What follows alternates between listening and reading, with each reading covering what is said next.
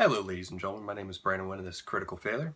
So I'm trying to make this quick. I have work today and I've been up since 7 o'clock and I'm supposed to be basically pulling an all-nighter doing all this, so I'm trying to actually take a nap here real quick just to get everything done. But the Devil Lord we're on now is Titivilus or Titivilus. He looks somewhat similar to some renditions of the devil that I could have thought of. I think it's really cool. But Titivilus is the Archvisor, I think that's what it was.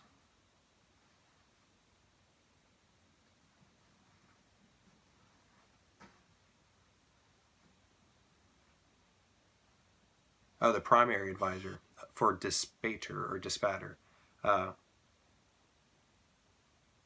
Titivilus is a cunning, shrewd, and calculating politician that has crawled his way through the ranks to become a second most power and fiend in Dis, entirely by saying just the right things at the right time to get what he wants. Basically, he's very good at talking, but I'm assuming he's just as good as fighting. Hold on one second.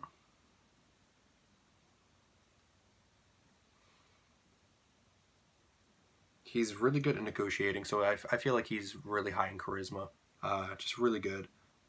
He manipulates and extorts and stuff like that, and obviously he's basically just the perfect person who wants to use the political stature of the Nine Hells to his advantage, unlike most other devils.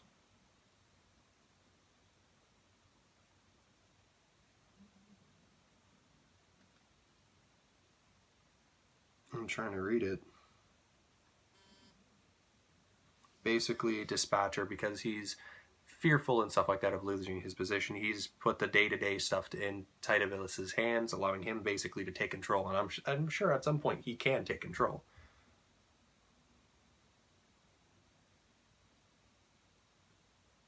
So, yeah, I'm not really focused on Titivilus as he's not a very big character in most of my campaigns, if anything, but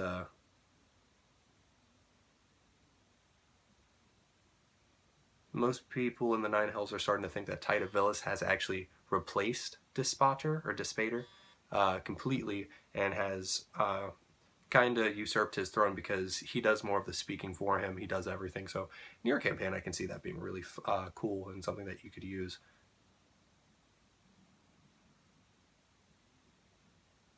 So I'm just kind of skimming through this, but nothing really means more to him than his title, being higher than most other people. So Titivilus is a medium fiend, smaller than most others. He's a devil and lawful evil. He's really evil.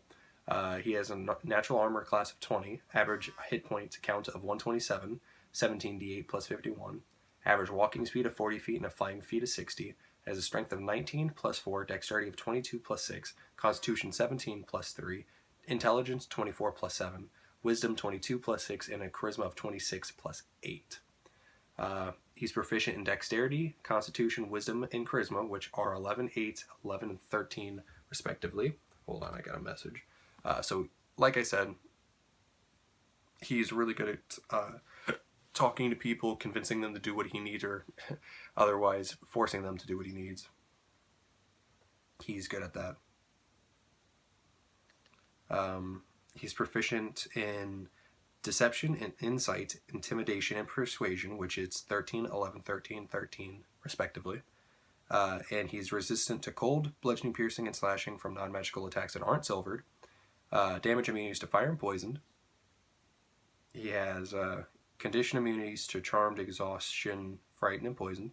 And he has senses of dark vision up to 120 feet, not true sight.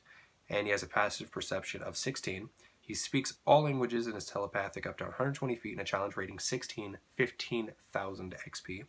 He has innate spellcasting with charisma. Yeah, charisma being a spell save DC. I didn't see it for a while. Or a spell casting ability, and it's a spell save DC of 21. He requires no materials, and at will, he can do Alter Self, Animate Dead, Bestow Curse, Confusion, Major Image, Modify Memory, Non-Detection, Sending, Suggestion. 3 times a day, he can do greater invisibility on himself only, mislead, and 1 time a day, he can do feeble mind and symbol, discord, or sleep only. He has magic resistance, which is 3 times a day. If he fails a saving throw, he can just succeed instead.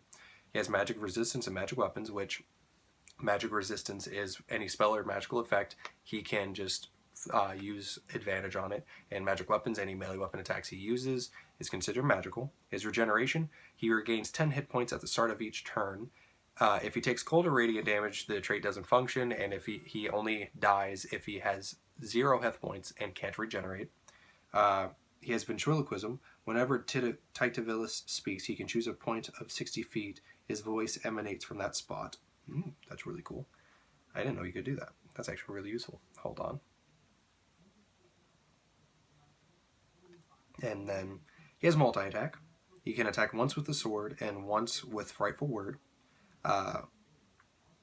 His silver sword, it's a melee weapon attack, plus 9 to hit, reach of 5 feet, 1 target only, average 8 hit points, or 9 if he two-hands it, which does 1d8 plus 4 and 1d10 plus 4, respectively, slashing damage. And if it does 16 average 3d10 necrotic damage. The target is a creature, its maximum hit points are reduced by the equal to the amount of half of the necrotic damage it takes. That is super important. That will fuck someone up really bad right there.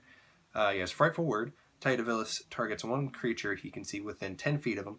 The target must succeed on a DC 21 Wisdom saving throw or become frightened of him for 1 minute. While frightened in this way, the target must take the dash action and move away from Titivilus by the safest available route on each of its turns.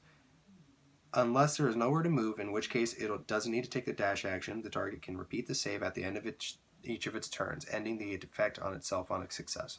He can teleport within 120 feet in an unoccupied space that he can see with all equipment he is wearing and carrying.